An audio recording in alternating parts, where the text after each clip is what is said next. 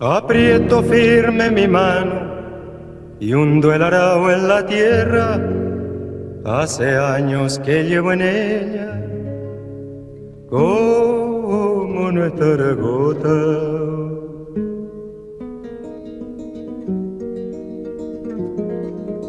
Aprieto firme mi mano y hundo el arao en la tierra.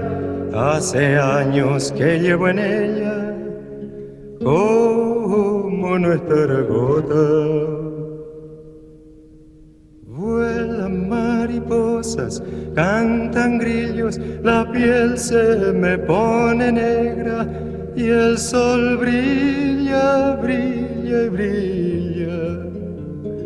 El sudor me hace surcos, yo hago surcos a la tierra sin parar. Vuelan mariposas, cantan grillos, la piel se me pone negra y el sol brilla, brilla y brilla. El sudor me hace surcos, yo hago surcos a la tierra sin parar.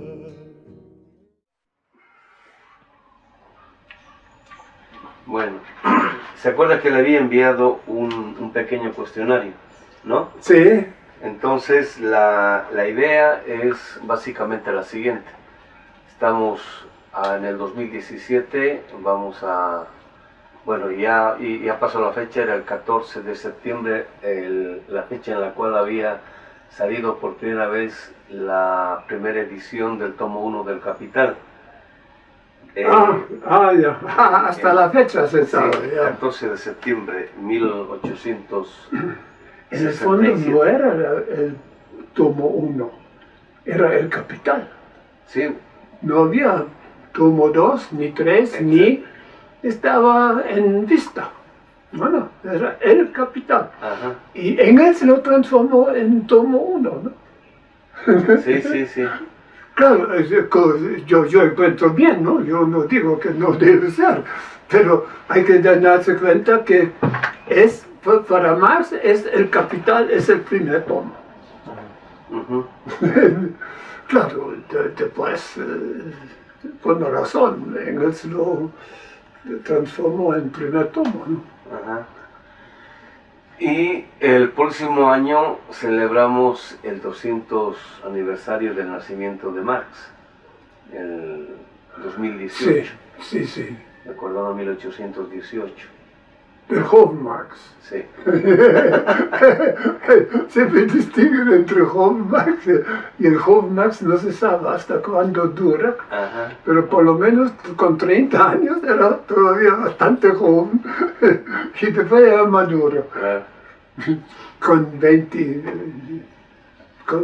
1844 tenía grandes públicas, digamos, obras que después algunas solamente se publicaron. Pero eso es el joven Marx, 26 años tenía. Pero yo, ¿por qué eres tú el joven? Con 26 años, yo con 18 años, yo encuentro es un joven, ¿no? 26, tú no eres un joven, ya estás, ¿no? Y eso es para no tener que tomar en cuenta lo que escribió y pensó en esos primeros años. Y eso es, sobre todo, y ahí tomó eso Althusser, etc. Y Althusser, entonces decía, ni después todo es marxista, lo que Marx escribe. y de hecho dijo, aunque no lo diga directamente, lo que coincide con mis pensamientos, eso es marxista. Lo que no es marxista. Eso fue una cosa. Entonces estas fechas en parte están coincidiendo con lo que ya en general se llama la crisis no solamente del capitalismo, sino de la modernidad. Y justo ahora lo que estamos viendo son ya las crisis climáticas, los efectos de las crisis climáticas. Esto de estos sismos que acaban de acontecer, por ejemplo, en México, y ahora esto de los huracanes, ¿no? Sí. Y todo este contexto, bueno, empezando con las crisis económicas, se ha planteado la posibilidad no solamente de revisar los presupuestos sobre los cuales se ha seguido desarrollando el capitalismo y la modernidad, sino de ver el modo como es que podemos hacer siguiendo la crítica. Entonces, en el siglo XX se ha trabajado un tipo de pensamiento crítico y supuestamente estaba aclarado y supuestamente había servido, funcionado y en parte superado, pero ahora se está viendo de que no había sido así. Entonces, por eso la vuelta, digamos, en este caso al gran clásico, gran Marx, y también el retorno a las grandes preguntas, a las que supuestamente estaban aclaradas y superadas, pero que ahora hay que volver a preguntarse, ¿no? Sí. Entonces hemos elaborado algunas preguntas y quisiéramos seguir este orden, empezando con, bueno, supuestamente desde la perspectiva del materialismo dialéctico se había aclarado muy bien qué significaba materialismo en Marx, pero ya sabemos que no es así. Entonces, en el contexto de toda la reflexión que usted ha hecho respecto a la obra de Marx, ¿cómo usted definiría, deduciría, expondría, explicaría qué es aquello que Marx entendía por materialismo? Marx. Sí, sí. Nuestro lenguaje no. Lo que entiende por materialismo varias cosas, pero tiene muy poco que ver con lo que es realmente la visión de Marx, ¿no? Yo creo que él decía, Hegel para él no es un materialista, es un idealista, ¿no? Entonces decía, Hegel está de cabeza, hay que ponerlo de pie. Es el materialismo de Marx. Hay que poner la gente que está de cabeza con su idealismo, hay que poner de pie. Y ponerlo de pie significa, a partir de la corporeidad, pensar. Todo, el ser humano, el mundo, y esta corporeidad tiene alma y tiene espíritu. Pero el espíritu es lo interior de la corporeidad, no es una sustancia aparte, ¿no? Y yo creo que esto, la palabra materialismo, hoy no transmite. Yo creo que transmitió mucho de eso en el siglo XIX, pero hoy no. Por ejemplo, los empresarios que hacen plata, entonces se dice que son materialistas. No son materialistas, son idealistas. Pero lo llamamos materialistas. Y eso es un honor que no merecen, ¿no? Porque la materia la destruyen, ¿no? Y la sustituyen por dinero. Y entonces viven por dinero, y dinero es algo espiritual, no es material. Dinero ni puedes ver en el sentido estricto, ¿no? Si ves un billete y está puesto dinero, etc., de eso no sigue que es dinero. Puede ser una falsificación, entonces no es dinero. Lo que tú ves como dinero no es dinero, por eso lo puedes tener en tarjeta, ¿no? Tú pagas y no hay dinero, no hace falta, ¿no? Porque o es dinero, pero el dinero no es algo que se tiene en la mano. Y ahí la problemática de espíritu y cuerpo está en cuestión. Y Marx tiene esta tradición que el espíritu es lo que hace vivir el cuerpo. Cuando el cuerpo vive en espíritu. Espiritualmente no puedes vivir si estás muerto. Y eso es en el fondo una larga tradición sobre todo judíos, ¿no? Mira, Pablo de Tarso le preguntaron, ¿y qué pasa después de morir? No, ahí hasta la resurrección van a dormir, porque no se puede vivir si no hay cuerpo. Es judío, ¿no? Pero de ahí tiene más eso, ¿no? Y yo creo que hoy en psicología, etcétera, en muchas partes se entiende eso en este sentido, ¿no? El cuerpo, el hecho que el cuerpo vive, eso no es una cosa aparte. Y no hay un alma, aunque hasta Pablo de Tarso, entonces, ¿qué es? Ya, entonces una sombra, o los griegos una sombra, los judíos tenían también que están en una sombra, el Sheol, etc. Pero nunca existen realmente como alma. Esto es muy griego. Claro.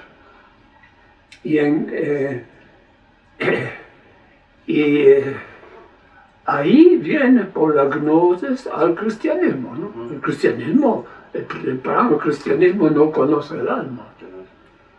Jesús, el alma es la vida del cuerpo. El cuerpo cuando vive, ya, se puede decir vive, se puede decir también tiene alma. Es lo mismo, ¿no? Casi lo mismo, ¿no? Y eso la palabra materialismo tendría que transmitir, pero no hace. Y no tenemos otra palabra que lo transmite realmente. Yo muchas veces prefiero hablar de la corporeidad, a partir de la corporeidad viva, ¿no? Pero el alma como sustancia, para Marx no es eso, ¿no? Sino es frente también a la dialéctica de Hegel, que es una dialéctica del espíritu, que era una dialéctica a partir del corporal. Lo corporal es lo corporal vivo, ¿no? No el cuerpo muerto. Y lo corporal vivo entonces tiene su dialéctica, ¿no? Entonces lo que podríamos decir sería lo siguiente, que la especificidad del pensamiento de Marx consiste en que la racionalidad material es una racionalidad que piensa desde la corporalidad viviente, tomando en cuenta la corporalidad viviente. En cambio, la racionalidad formal o idealista piensa sin corporalidad viviente, o sea, como si no tuviésemos cuerpo. Exacto, sí. ¿No? Entonces, como si eso no fuese problema. Puede reducir la racionalidad al medio fin. Pero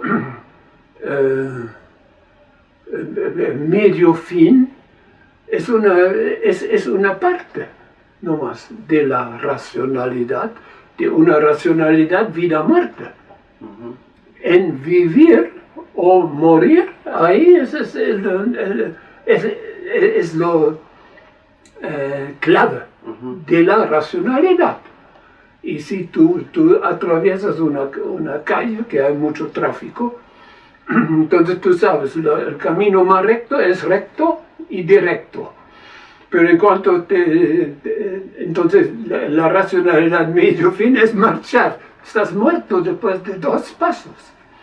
Tú tienes que hacer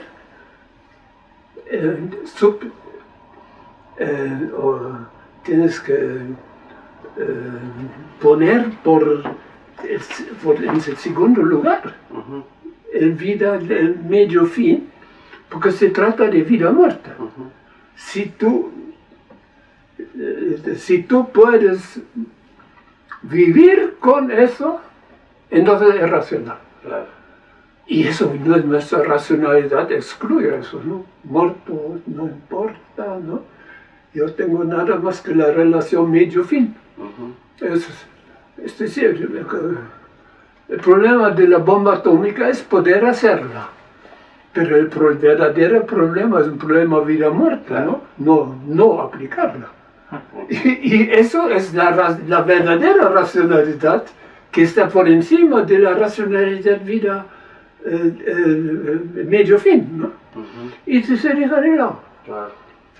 Ya, ¿y qué tienes entonces? Tienes físicos que dicen que son la racionalidad, pero es una racionalidad totalmente trunca, hasta que, porque producen bombas atómicas, pero ellos no tienen ni un criterio que implique decidir usarlo o no. Pero eso es lo decisivo. Claro. Trump ahora lo va a tirar. Yo creo que él quiere eliminar toda Corea del Norte, ¿no? Y la racionalidad es tener bomba atómica y usarla. Que esta vez sea muerta no es parte del pensamiento humano racional. Eso ya es Max Weber, ¿verdad? Ya es Max Weber. Nunca, siempre dice la cuestión vida o muerte no es de la ciencia. Ya, claro, por eso él está frente a los movimientos obreros y que tiene un problema vida o muerte. Y el problema vida o muerte tiene que sacar. Entonces lo que podríamos decir sería que lo que hoy es la racionalidad formal es idealista. Es idealista. Y lo es porque hace abstracción de la materialidad de la vida. Y la materialidad de la vida significa una vida, un cuerpo, frente a la cuestión vida-muerte. Un cuerpo que asegura que viva con la vida y no para la muerte, ¿no? Y ahí entonces está. ¿Sí? Y esta ya es como la racionalidad formal es en sí misma es irracional, ¿no? Por esta razón. Entonces tienes que buscar qué es el criterio sobre la irracionalidad de esta racionalidad formal. Y eso es la razón. Claro. Esa es la razón, ese criterio. Y eso es, entonces si tú tomas Max Weber, eso sí es muy general. Esas son las decisiones emocionales. Son emociones. Eso no es racional. Si tú sobrevives o no, es una cuestión de emociones. Pero de racionalidad no. Si de racionalidad es si te resulta construir la bomba atómica, ¿no? Eso es racional. Eso es una... Y ahí se hace tan difícil hablar de materialismo, ¿no? Idealismo, cuando nuestro mundo es terriblemente idealista por todos lados. Y lo real es la vida o muerte, ¿no? Y no se lo toma ni un objeto de la razón. Ahí no opera la razón, ahí operan las emociones y cosas así, ¿no? Entonces, a partir de ello podríamos decir, siguiendo el orden de las preguntas, que la especificidad de la dialéctica de Marx como dialéctica materialista sería la tematización de la contradicción vida-muerte. Claro.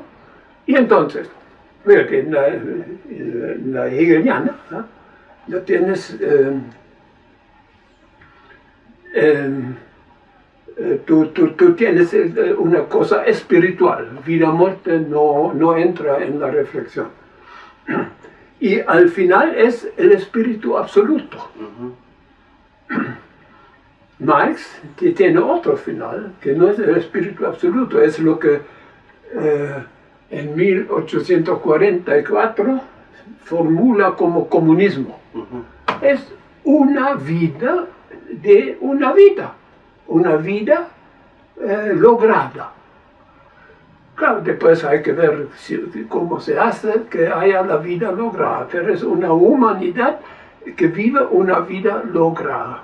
Eso sustituye al espíritu absoluto de Hegel.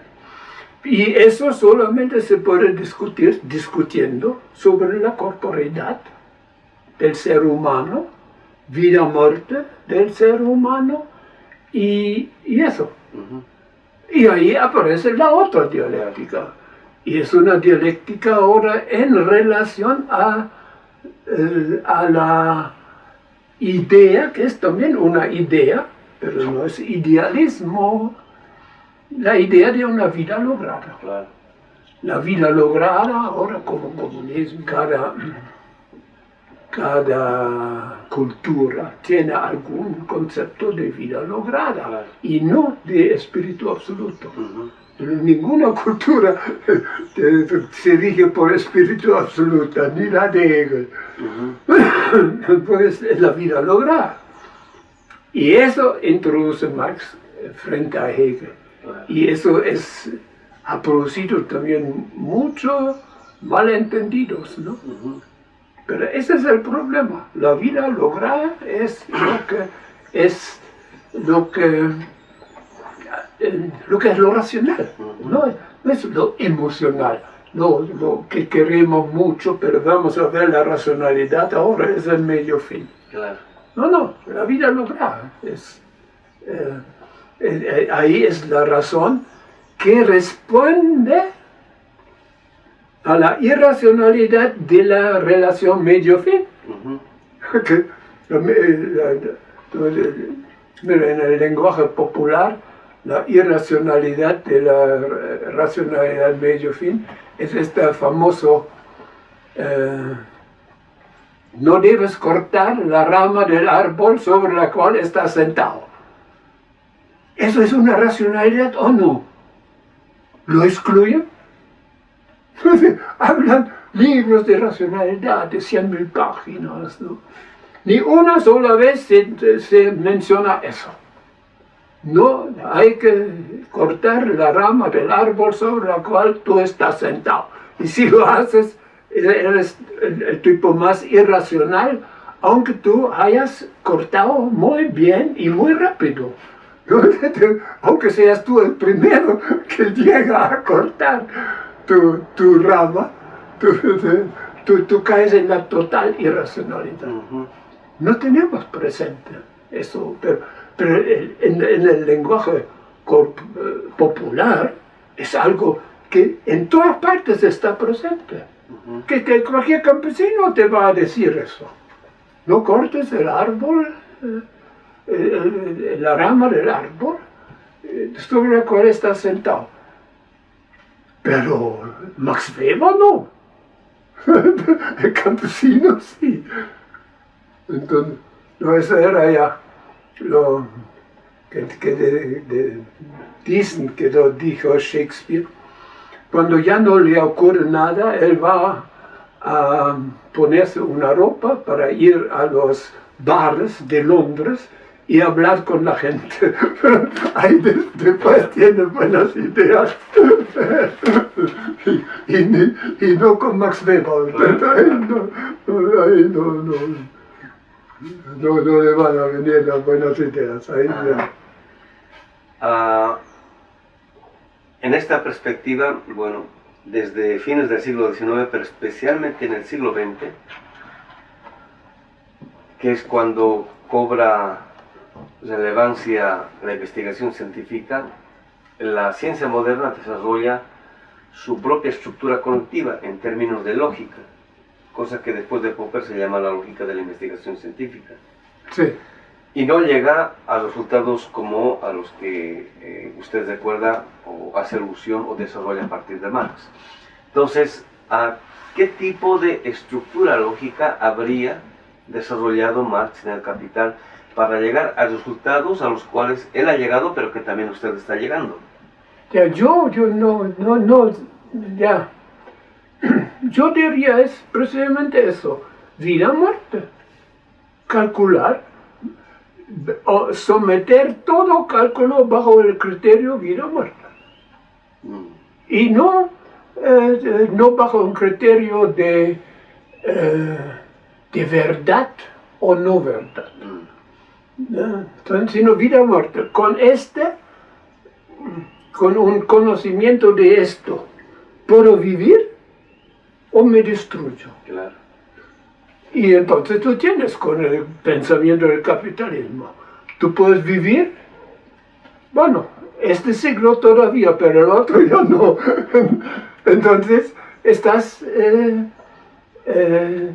tú desarrollas algo claro que es difícil llamarlo lógica, pero tiene una lógica, Sí, ¿no? sí, Y Marx, en el Capital, muy al final de la discusión sobre al final de la discusión sobre la plusvalía relativa, es decir, sobre el crecimiento de la economía, ¿no? Que incluye eso, no, y ahí dice, el capitalismo no puede desarrollar las fuerzas productivas sin destruir tanto la naturaleza como el trabajador. Eso Marx lo publica en 73, ¿no? Y los marxistas, yo nunca he visto a alguien que haya citado eso. No. Siglo XIX y siglo XX, el marxismo no cita eso. Hoy, cuando tú vas a una discusión donde hay muchos marxistas, no se dan cuenta, ni saben que Marx ha dicho eso. Entonces, ¿qué? ¿Cómo van a desarrollar la economía política de Marx? ¿Qué es de la plusvalía relativa y después eso, ¿no? Si dejamos al capitalismo, el capitalismo destruye todo. Hasta el George Soros, que a veces es muy inteligente, decía, el único enemigo del capitalismo que puede destruirlo es el capitalismo. Porque él percibe eso, aunque haga, él sigue con eso, ¿no? Pero sabe que es eso a la vez, ¿no? Y hablan tanto del mercado, como si el mercado hubiera hecho las cosas, ¿no? Pero es el instrumento con el cual se han producido grandes cosas. Pero hoy se transforma en el instrumento para destruir todas las cosas que por medio del mercado se ha podido hacer. Que sin mercado no se podría haber hecho. Pero ahora se destruye todo eso por medio del mercado, ¿no? El mercado da vuelta. Es como la gran supernova, ¿no? Que cada vez más luce y un día se transforma en hoyo negro, ¿no? Y eso estamos viviendo. Estamos en el punto donde nuestra supernova se transforma en hoyo negro y la fuerza es la misma, es el mercado. Entonces, al no lograr ni enfocar el mercado, sino nunca ha habido una ideología tan pro mercado como el neoliberalismo. Y hoy donde es visible la destrucción, hoy es realmente la ideología absolutamente dominante.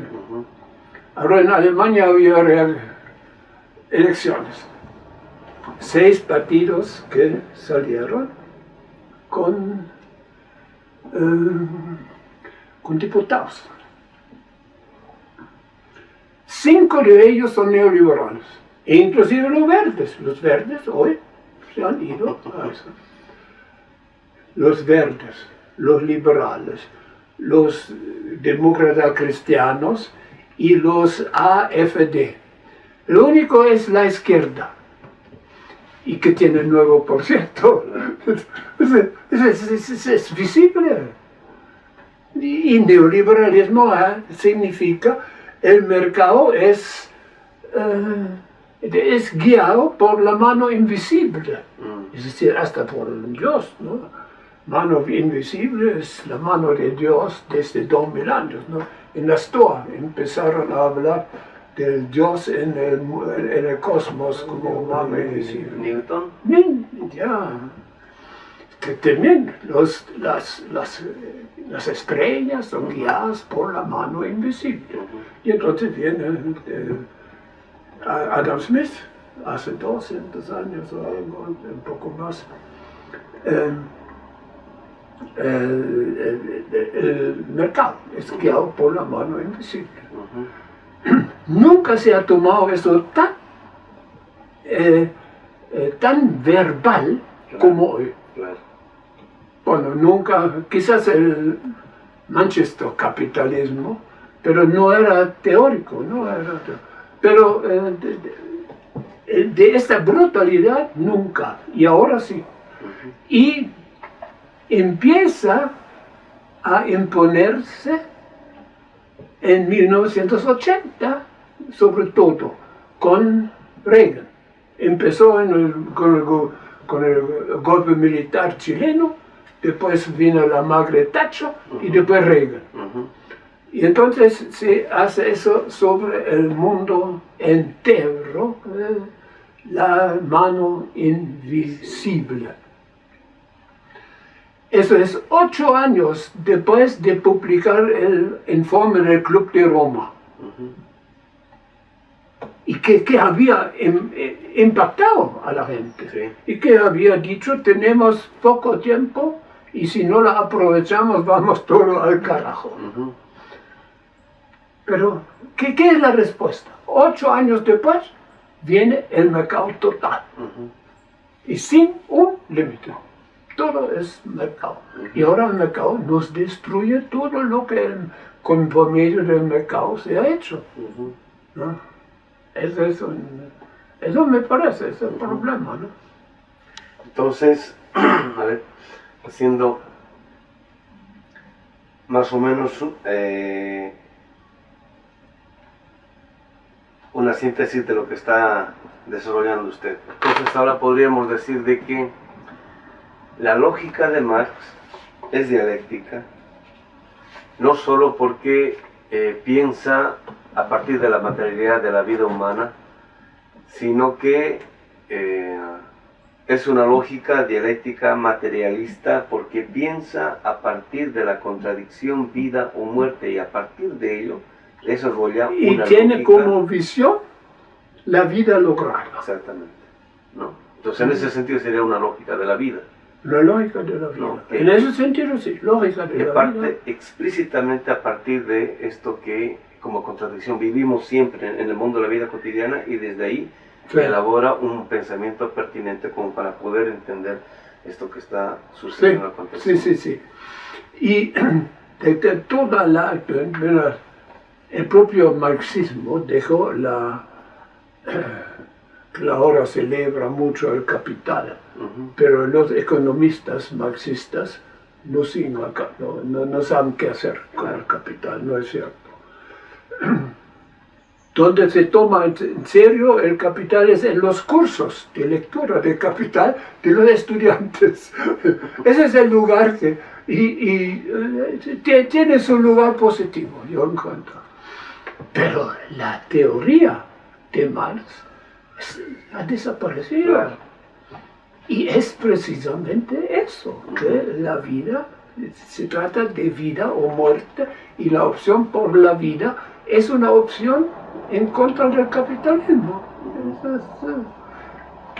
¿Y qué marxista te va a decir eso? Claro. Bueno, hoy cambia, yo creo, hay figuras donde cambia, pero un largo tiempo. Claro, tú tienes Walter Benjamin, que está en esta dirección, Rosa Luxemburg, eso es cierto, pero estos no determinan la línea. Althusser, exactamente lo contrario. Él es mucho más leído que todos ellos Sí, pues, juntos. sí. Y- Hasta ahora hay acólitos de Althusser. ¿Cómo? Hasta ahora hay acólitos de Althusser. Sí, está... Y ahí hay una línea que entonces abandonó completamente la línea de pensar. Y porque asumieron el concepto de la racionalidad como medio fin. Ujú. Y con eso tú no puedes entender el pensamiento de Marx. Ujú. Entonces lo dejan de lado y estudian economía neoclásica, ¿no? Todavía no neoliberal. Ahora que me gustaría que hiciéramos un pequeño giro en la perspectiva esta de una de las hipótesis fuertes que usted desarrolla en toda su obra, en el sentido de que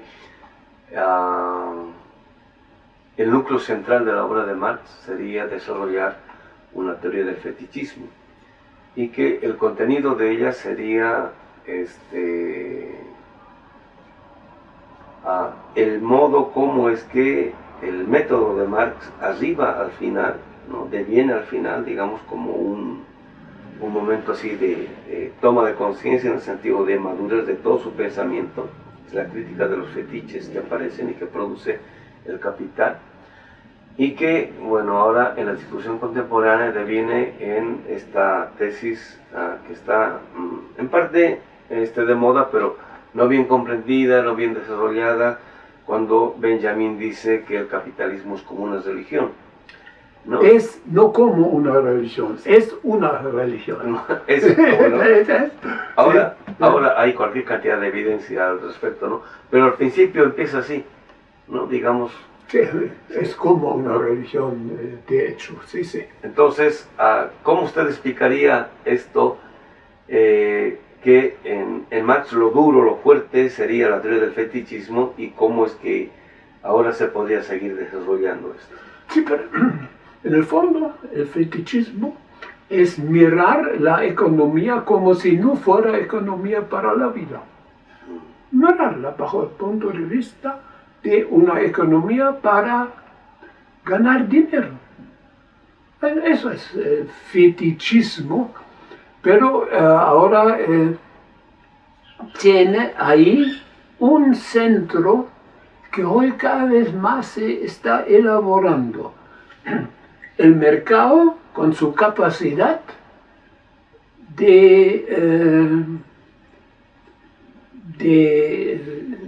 tu capacidad única de autorregularse. La autorregulación del mercado, y entonces este mismo mercado, al autorregularse, muestra que sigue a la mano invisible. Y de la mano invisible no dicen mucho de quién es la mano invisible del propio mercado, que organiza todo, y ahí aparece entonces una figura que efectivamente sustituye al Dios anterior, ¿no? en gran parte. Y lo penetra, ¿no? Penetra las religiones después de nuevo. Pero el mercado es el gran milagro. Hayek es un teórico, y yo no sé, a veces pienso si son teóricos estos, pero que el mercado es una gran computadora, pero tan maravillosa que es superior a cualquier computadora que un hombre podría construir. Es tan gigantesco y que soluciona los problemas que hay de selección en el mercado, y lo hace, y por eso la única opción racional es dejar funcionar el mercado. Tiene que decidir el mercado lo que es Por eso esta negativa de todos los neoliberales y reconocer que la crisis del medio ambiente hoy es un producto humano. Entonces sería una falla del mercado. Pero no puede ser una falla del mercado. Por lo tanto, todo siempre se repite, no se ha comprobado eso, siempre ha habido, porque el mercado, si tú vinculas con el mercado como Dios calla. Entonces se equivocó, se está equivocando el mercado. Que la gente no puede funcionar con el mercado, eso es un problema de la gente. Tú puedes decir, la gente no sabe. Tú tienes que estudiar neoliberalismo para saber lo de es. Pero a la naturaleza no puedes decir eso. Entonces, tú tienes que, en cuanto a la naturaleza, negar que esto es un producto de la propia acción humana. Entonces, un producto de una acción humana que ciegamente se orienta por el mercado. Entonces, el problema es, se transforma el mercado en problema. Claro, de una manera que Marx no previó. Marx creía hay que abolir el mercado. No que el mercado, porque el mercado hace este misterio, ¿no? Que el mercado puede todo y puede todo mucho mejor que cualquier ser humano puede, por lo tanto tenemos que dejarlo funcionar. Pero ahora es cada vez menos y entonces tienen que mentir en cuanto a los orígenes de la crisis. Y lo hacen por todos lados. Y cada vez más, porque por eso me sorprendí con esta señora de la Weber, de la AfD en Alemania. Un total pensamiento del mercado. Todo tiene que solucionar el mercado. En Estado no necesitamos nada más que para la policía, el servicio secreto, militar y para aplicar el Código Civil, ¿no? Eso es nada más. Y eso ahora hace que ya y lo han logrado, eso es lo curioso. Eso se ha impuesto, por eso los partidos políticos, yo tomo el caso de Alemania, pero en Costa Rica es lo mismo, ¿no? Tú tienes de repente un grupo que no, pero liberación de los libertarios ni hablar, y de los otros, todos están pensando a partir del mercado. Y tú ves en el diario, ¿no? Hoy tendrías que ver La Nación. Es claro que ya ven la catástrofe que está viniendo. En la primera página, ¿qué pone? El concreto chileno. Toda la clase. Y abajo, así de grande, así, que hay una catástrofe natural. No la pongo, porque eso te molesta. Tú necesitas mostrar que el mercado es bueno y no es malo, ¿no? Concreto chino. ¿Cómo? Concreto chino. No Concreto chino. ¿Qué he dicho yo? Chileno. Ah, no. El chino. Y se transforma en el único cosa interesante de estas semanas, ¿no? Donde en un país, otro país, se discute sobre la banca. Por supuesto que no, porque no es pública. Ellos quieren privatizar el banco. Eso es bien obvio, ¿no? El ICE y la banca quieren privatizar. Entonces, economía es eso. Y solamente la banca pública, ¿no? Nunca una banca privada tiene un problema, ¿no? No, es tan obvio, ¿no? Pero porque es una religión de que privado es lo único racional, que es a la vez la única racionalidad, es la racionalidad medio fin.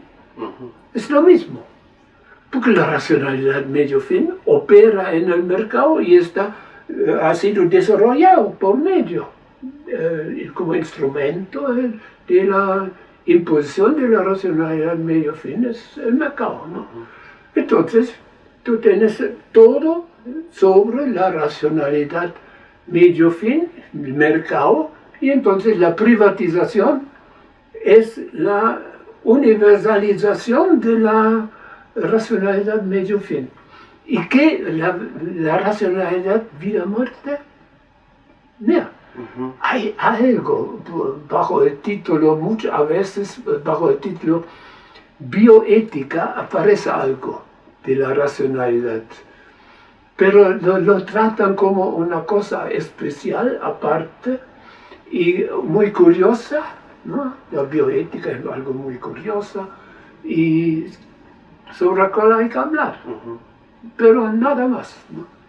Que la cuestión vida-muerte es la cuestión, no, pero es por lo menos, se nota que hay alguna gente que por lo menos se da cuenta que ocurre eso, ¿no? Pero eso es, sí, eso es... Frente a toda esta catástrofe que sigue imponiendo, desarrollando el capitalismo, hay más o menos un sentido común, ¿no? En el sentido de que sí, evidentemente el capitalismo está mal, está destruyendo todo eso, pero sigue el capitalismo, ¿no? Entonces, después de todas las críticas que se le ha hecho, sigue, entonces la gente, ¿pero por qué? Parece que no hubiese salida. Estamos en desacuerdo, pero pues sigue, y sigue desarrollándose, etcétera, ¿no? Entonces, usted desarrolla una hipótesis en su obra que me parece sumamente interesante en el sentido de que Marx en el Capital, cuando desarrolla su teoría del valor, no solamente desarrolla la crítica a la teoría del valor, sino junto con ello lo que Marx hace es mostrar que para que funcione la teoría del valor, tiene que funcionar paralelamente con los valores que produce el capitalismo y la modernidad. Sí. Y por eso es que en el fondo la teoría del valor sería una teoría de los valores. De los valores. ¿No? Sin la teoría de los valores no es posible. Exacto. Entonces, esto quiere decir de que el capitalismo, independientemente de que produzca o no una economía, produce también una ética, ¿no? Y no lo presenta como ética, digamos, como en el caso de Weber aparece como una racionalidad formal medio fin, y que en parte la anterior vez veíamos cómo es que a través de, desde Lukács en adelante, habría ingresado, digamos, en parte del marxismo, ¿no? Como un proceso de formalización también del pensamiento material. Entonces, si esto es así, ¿no? Habría una ética implícita en el Capital, en Marx, para cuestionar o criticar esta ética encubierta, por decir, con valores, ¿no? Que en apariencia son meramente formales, pero que dominan o encubren de algún modo la materialidad de la vida. Sí. Habría esta ética implícita en la obra de Marx como una crítica de la ética propia del capital o del capitalista. Bueno, la cuestión vida-muerte es una ética. Es decir, una ética de la vida. La ética que el capitalismo produce ética. Además, ¿quién necesita ética? Es absurdo decir, nosotros no tenemos ética, nosotros hacemos mercado. Pero el mercado es una ética. Es la ética de no robar, no engañar, no matar para robar, excepto en determinadas novelas. Pero es una ética. Mira que si tú robas te mandan a la cárcel, ¿no? Eso es una ética. Pero el capitalismo reduce la ética, para tener ejemplos tradicionales, ¿no?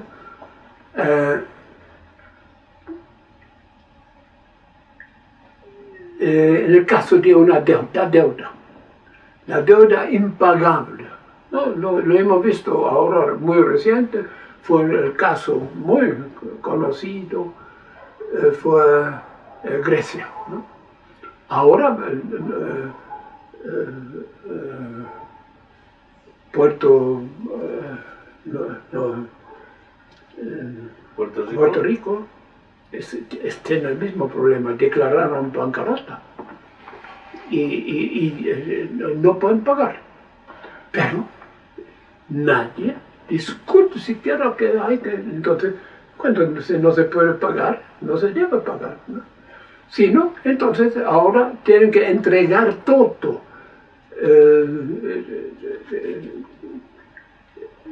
Grecia la han transformado en colonia, es colonia de Alemania y de la Unión Europea, ¿no? Prácticamente todos los aeropuertos y todos los puertos son alemanes ahora. Porque para pagar la deuda tienen que entregar las propiedades que tienen. Y entonces todo lo que era propiedad del Estado pasa a los alemanes. El gran músico griego, ¿cómo se llama?, que hizo esta entonación del gran poema del chileno. Él decía, mira, una cosa es clara, ellos van a pedir privatizar el Acrópolis y se lo van a llevar. Porque, ¿qué más tenemos para pagar? Y ellos cobran, y cobran hasta lo último. Y el escándalo es que Alemania, después de la guerra, le regalaron todas las deudas. Pero todos, no, casi todos, ¿no? Es irrelevante. Y además estaban de acuerdo de no pagar reparaciones de guerra, ¿no? Que claro, Alemania no puede pagar. Eso es además es cierto, ¿no? Pero regalaron a Alemania y Alemania con eso logró reestructurarse. Pero la razón no era de ayudar a los alemanes. La razón era ganar la Guerra Fría en contra de la Unión Soviética. Nada de bondad. Pero ahora, ni un peso regalan en Alemania, ni discuten eso. ¿Qué pasó? Porque en 1948, 9, 10, 50, se regaló las deudas a Francia, Inglaterra y Alemania y a todos, excepto la Unión Soviética. Ahí querían seguir cobrar y eran 1.000 millones de dólares, que en ese tiempo era mucho, ¿no? Y entonces hicieron la guerra como en contra de la Unión Soviética, no cumple con sus obligaciones, no reconoce derechos, etc., ¿no? Pero a los otros le regaló. Y Alemania ahora hace exactamente lo contrario de lo que ha vivido. Y en Alemania ni se habla de eso. Bueno, claro, algunos hablan de eso. Yo publiqué hasta artículos. en Grecia se publicó, pero en Alemania... Supuestamente, Sí. los herederos de la obra de Marx, o del pensamiento de Marx, así como escuela, como tradición, fue la primera escuela de Frankfurt, ¿no? Sí, sí, sí. Y después de ello, después de la Segunda Guerra Mundial, se intentó hacer una reconstrucción de esta escuela, a la cual se le llamó la segunda generación. Sí, Y ya vimos los resultados. Pues no dirá un desastre, pero no han continuado, ¿no? No es continuación, No. Habermas es... Sí. No, No, no, es, cuando abandonan Marx y optan por Weber y por Kant, ya es otro proyecto sí, completamente y ahí distinto. toda esta ética del diálogo, Ujú. Sí. no es continuación Sí, de sí. lo anterior. La ética discursiva, y ahora se ha visto Lo han la gran- dejado. sí, la gran crisis de todo eso, ¿no? Bueno, en parte Dussel y también usted han intentado continuar el proyecto La Teoría Crítica. Entonces, en opinión suya, ¿qué cosas inconclusas hay todavía y cómo es que se podría continuar? En parte usted no solamente desarrolla la teoría del fetichismo, sino también la hipótesis de Benjamin, en el sentido de que al capitalismo hay que criticarlo como lo que es, como una religión. Entonces, ¿usted vería que esa forma de crítica seguiría siendo algo así como una continuación del proyecto de Marx, o habrían otras cosas más que se podría seguir desarrollando a partir de Marx, porque todavía habrían algunas tareas inconclusas, o es que ya podemos empezar a pensar que se puede pensar más allá de Marx directamente? ¿Cómo vería usted el problema ahora? No, ya, era...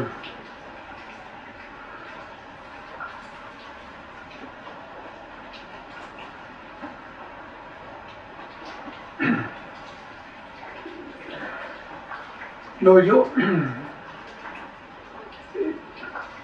a mí me interesa mucho eso, el capitalismo es religión, Por eso yo hablé un poco ahí, antes ya, de la transformación del mercado en una religión del mercado, y que quizás nunca ha sido tan total como con el neoliberalismo. Hay que leer Hayek sobre eso para reírse. Es absolutamente cómico, ¿no? Es ridículo, pero es. Entonces, y ahí la propia crítica de la religión que hace falta es la que Marx empezó. De hecho, Marx empezó a criticar el capitalismo como religión, aunque no diga esta misma palabra, pero eso es. Por eso le puedo desarrollar toda la teoría del fetichismo. En el fondo, la teoría del fetichismo es la teoría de la religión, que es el capital, ¿no? El capital tú lo puedes ver entonces teóricamente en determinados pasos, entonces plusvalía, ganancia, y etc. Pero ahora todo eso, verla bajo el punto de vista que es religión. Claro. Y que es religión implica que es muy vinculado con esta cuestión de la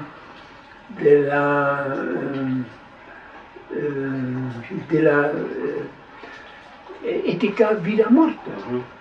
Es una ética de la muerte que se presenta como vida. Y eso es fetichismo. Fetichismo, una muerte que se anuncia y que se promueve, y se promueve la vida. Claro. ¿no? Y eso es todo el capitalismo, todo el tiempo lo hace. Mira, ahora ya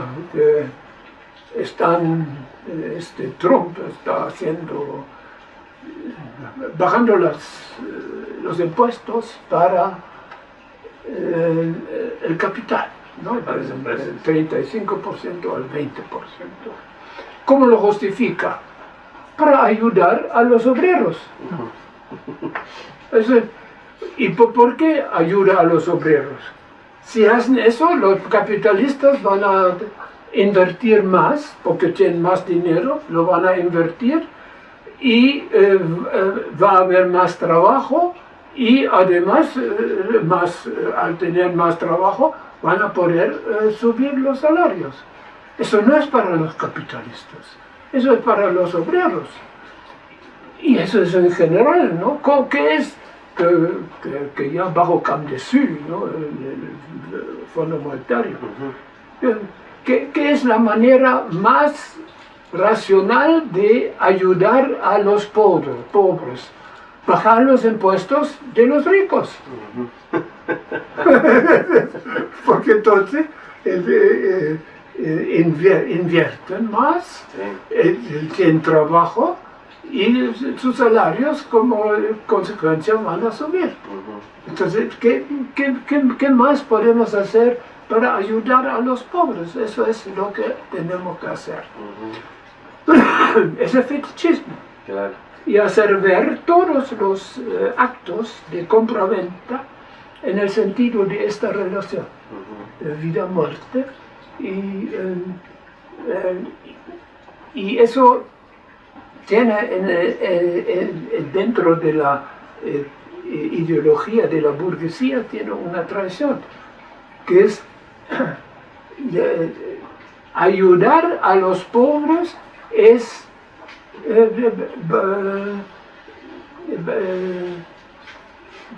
es inclusive hasta quitarles lo que tienen para poder invertir y para que después tengan más.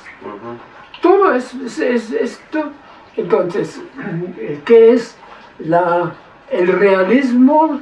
Eso es Camp-Dessus, es grotesco, el realismo del amor al prójimo, que es fomentar el mercado y un mercado neoliberal, donde no se paga nada a nadie, excepto a la banca, ¿no? Y eso va a ser mejor para ellos. Claro, que lo que decía en la década del 90, si quieres optar por el pobre, opta por el Fondo Monetario Internacional. Exacto, y eso fue Camp-Dessus. Sí, el Camp-Dessus. Eso es y la Iglesia Católica lo aceptó, porque cuando él renunció, lo hizo miembro de una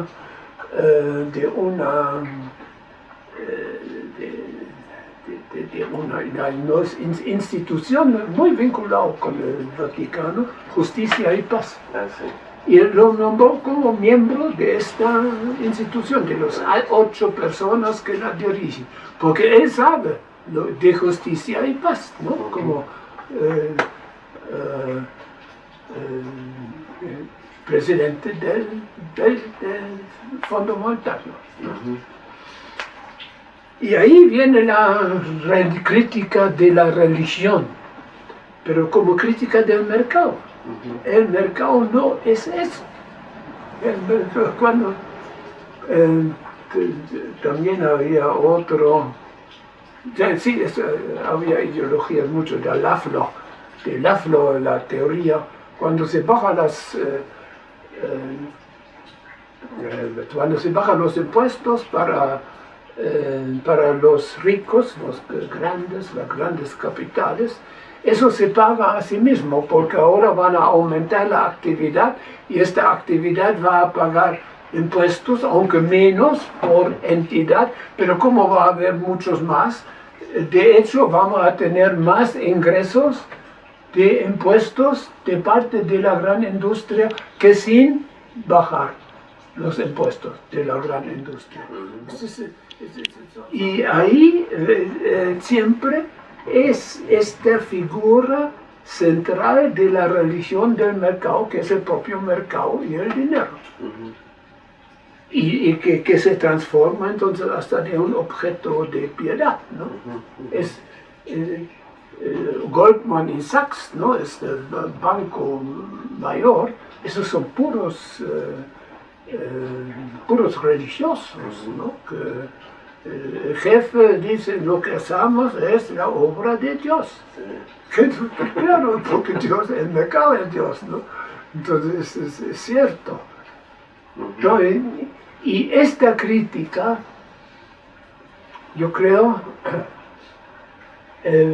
con Marx, no, es fundada por Marx, también por Feuerbach, pero es esta especificidad se le ha dado a Marx, ¿no? Esta enorme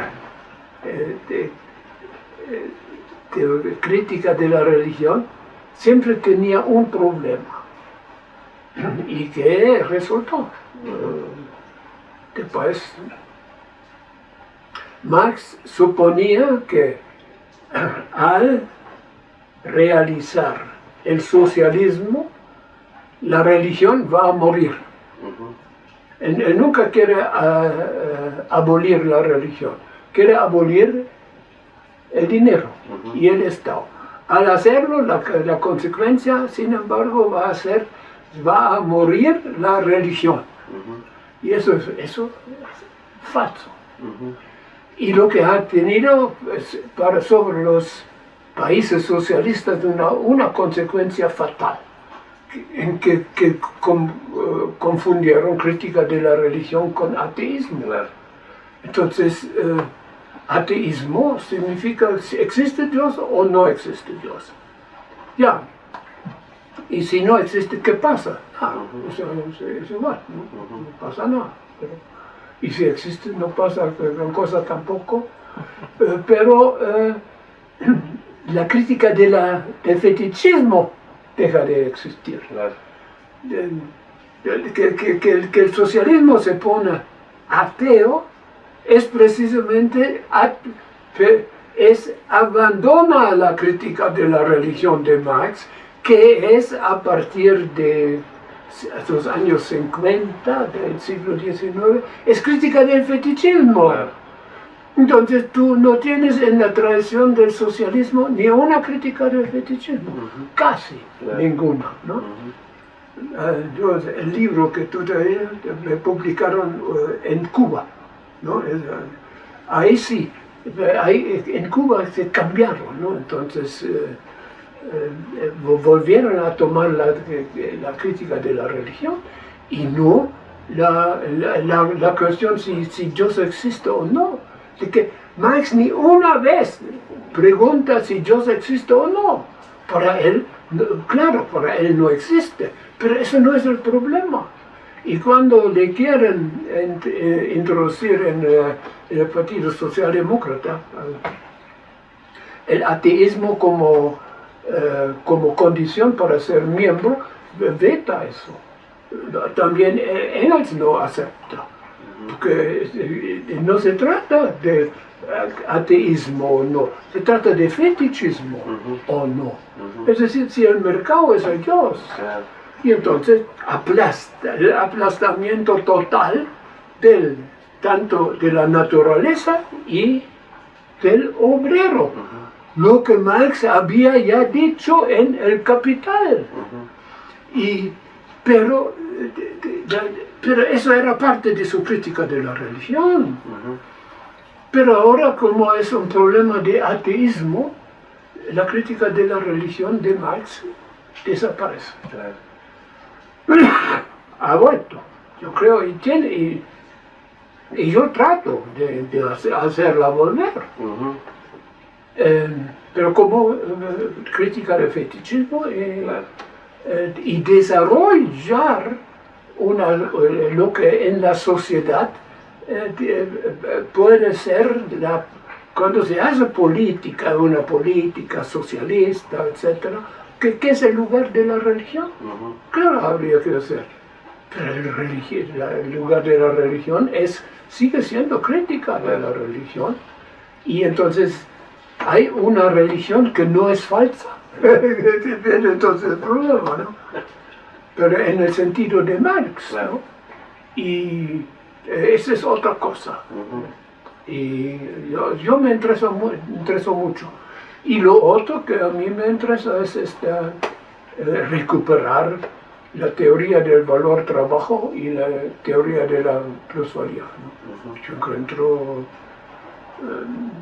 una fatal, algo que el marxismo haya abandonado estas dos grandes teorías y está ahora, en vez de eso, con lo que resultó de la crítica de la teoría del valor y la transformación en la teoría del valor utilidad, que terminó en el neoliberalismo. Entonces,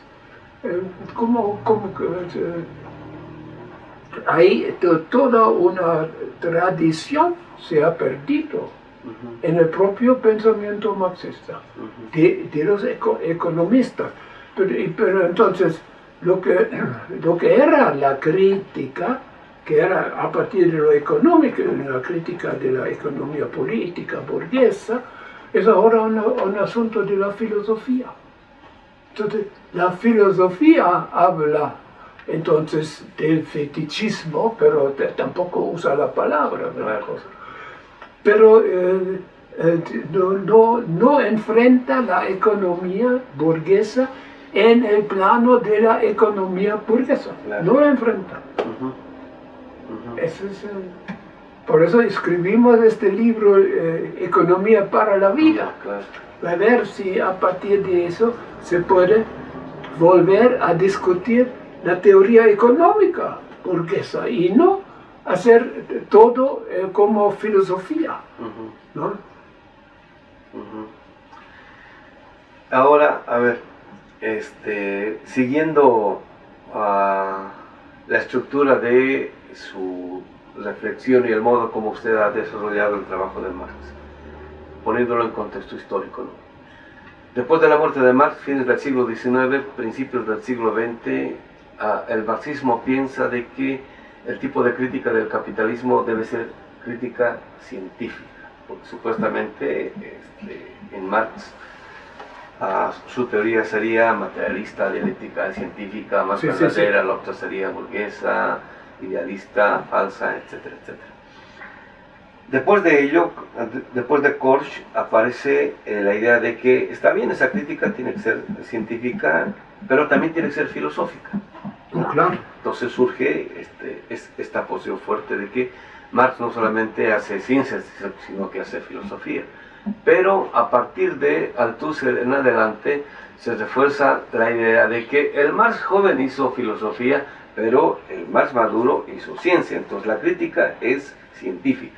Bueno, entonces ahora aparece en su obra y también en parte en la de Dussel de que el Marx más duro lo que hace es hacer una crítica del capitalismo en términos de fetichismo y en el lenguaje de Benjamin, y habla de usted, en términos de religión. El capitalismo es una religión. Ahora bien, si nos ponemos fines del siglo XIX y principios del siglo XX, pues diríamos, sí, el capitalismo es una religión y la crítica ahora es científica, ¿no? Pero, y digamos, y hasta filosófica, pero así como usted lo está desarrollando, la crítica, si quiere ser científica o filosófica, no sería lo fundamental, sino que como el capitalismo ahora es una religión, ¿no? La crítica pertinente es teológica. Si esto es así, Marx, el Marx maduro, el más duro por decir, habría estado haciendo también teología, no solamente ciencia, no solamente filosofía, sino también teología, pero evidentemente un poco lo que decíamos, no teología celeste, sino teología profana o mundana o secular, pero digamos en perspectiva crítica. Sí. O sea, ahora, ¿no? Entonces, para hacer la crítica del capitalismo, ya no hace falta, o mejor, no es suficiente una crítica económica o científica y hasta filosófica, sino también teológica. ¿Cómo lo daría usted esto? Althusser, cuando dice ya, antes, lo primero es Marx filósofo y después viene el científico. Nunca dice qué ciencia es. Es crítica de la economía política. Y Althusser ni una cosa ha hecho en sentido de crítica de la economía política. Nada. Habla de estructuras. ¿Y qué ciencia es eso? ¿Qué haga la ciencia que hizo Marx? Que es crítica de la economía política. Y que en Marx significa ir más allá de la racionalidad medio-fin.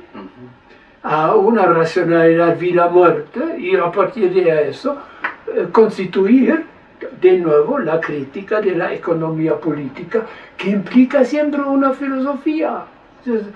Cosas dice eso, es totalmente cierto. Pero nuestra economía hoy tiene también una filosofía, pero la hace Heidegger y Wittgenstein, ¿no? Y de una manera tan brutal que es inaudito, ¿no? Wittgenstein dice, yo no veo ni una diferencia entre el asesinato y la caída de una piedra. Y eso es una larga análisis, ¿no? Y eso es la manera científica de ver el mundo. Ya, y así, eso es la filosofía de eso. Ya, y ahí hay que recuperar el análisis de Marx, pero en el sentido de esta racionalidad que responde a la irracionalidad de la racionalidad formal. Y nada, Althusser ni ve eso. Por eso yo nunca me ha gustado Althusser, no lo encontré gran cosa detrás de eso. Y fue la chilena esta que lo... Harnecker, con la cual yo me entendí muy bien, excepto en cuanto se trató de Althusser. Realmente, entonces se trata de hacer ciencia, pero ciencia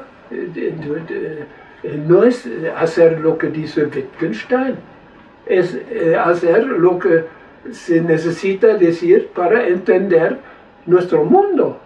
¿No? Y, sea con Wittgenstein o con Marx o con quien sea, se trata de entender este mundo y no seguir algún personaje.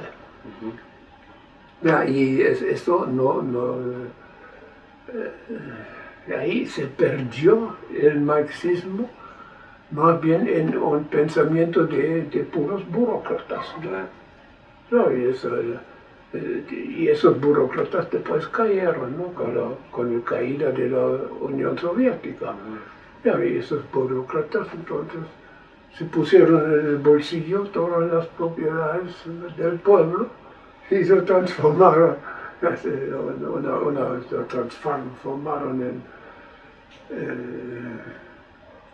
en capital privado, ¿no? Y así no es gran cosa. Claro. Pero ahí, al terminar la crítica del capitalismo en este tiempo, y en buena parte terminó también el pensamiento del capitalismo, que ya no tenía que contestar a una crítica. Claro. Y estos pensamientos de Heidegger, Wittgenstein, a Max Weber, que hicieron esta posición, son hoy dominantes, pero para ser científico hay que a la vez responder a estos tipos de filosofías. Claro. Entonces, la filosofía no se vota, es absurdo. Ellos quieren votar la filosofía para poder reducir todo a cálculo medio-fin sin justificarlo. Para ellos filosofía les pediría justificar la reducción de todo a una racionalidad medio-fin. Pero eso es fatal, eso no se puede. Entonces, mejor ni una filosofía. Hasta quieren ahora universidades sin filosofía, sin historia, hasta también sin psicoanálisis, también en psicología va a ser estadística, etc. ¿no? Es el sueño de los neoliberales en cuanto a la universidad, ¿no? Y tú es eso, la universidad privada no tiene estos, no tiene nada más que los elementos necesarios bajo el punto de vista del cálculo medio fin y del mercado. Todo, solamente profesiones en favor del mercado, otras profesiones, no, tú no puedes estudiar en universidades privadas, no hay. Bueno, y es más o menos algo así como sentido común a mucha gente de que no solamente está el capitalismo en crisis, sino de que hay una percepción, especialmente en las generaciones jóvenes, de que no solamente estamos anhelando algo nuevo, sino que efectivamente estamos empezando a ver cómo es que se podría hacer una transición a lo nuevo, ¿no? En el sentido, digamos, estamos empezando a vivir una época de transición, ¿no? Y a esto, bueno, desde principios del siglo XXI con Chávez se le empezó a llamar primero socialismo del siglo XXI, antes socialismo democrático, en la experiencia boliviana socialismo comunitario, y ya poco a poco estamos llegando a la conciencia de que el problema no es tanto el nombre, sino, bueno, qué es aquello que va a ir más allá del capitalismo. Después, digamos, poco a poco lo iremos dotando de este contenido. En este proceso de transición, ¿cómo es que deberíamos orientar la acción de tal modo que, por decir, no recaigamos por un lado en el fetichismo y por otro lado en aquello que siempre criticamos en términos, digamos, de capitalismo y de modernidad? ¿Cómo vería usted, digamos, qué tipo de criterios podríamos ir desarrollando para hacer efectivo esta transición? Ya, pero no es muy fácil, porque las imaginaciones que se produjeron en el siglo XIX en cuanto al socialismo hoy no funcionan.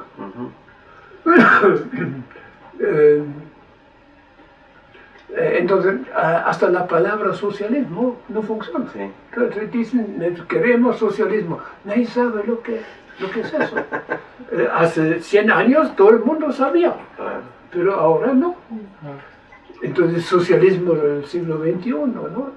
Yo nunca he hablado del socialismo del siglo XXI porque no hay ni una concepción que diga cuál es. Entonces, hay una base para una nueva sociedad que es primero es más negativa. No se puede basar ningún paso al socialismo en la desaparición del mercado. No se puede. Y ni se puede abolir el Estado, ni el mercado, y ni el matrimonio. Esos fueron los tres, ¿no?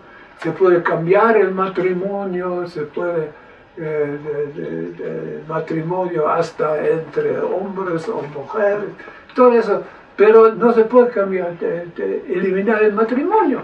¿No es curioso? ¿Por qué se tienen que casar? Porque el matrimonio es algo diferente. No es una institución. Tú no puedes hacer sociedad sin una institución matrimonio. Tú puedes cambiar el matrimonio, pero tú no lo puedes quitar. Entonces el anarquismo era Estado, dinero y matrimonio, que había que abandonar. ¿Sabes dónde está eso también? Hay que abolir estos tres. ¿Dónde? En el Apocalipsis. Que tú pusiste en el libro. Claro, sí. Entonces, Claro, ahí te lo muestro. Esos tres tenían que venir ya en este tiempo. Entonces, al final del Apocalipsis viene la nueva tierra. Esa es la nueva tierra. sin matrimonio, sin propiedad, sin dinero, sin oro.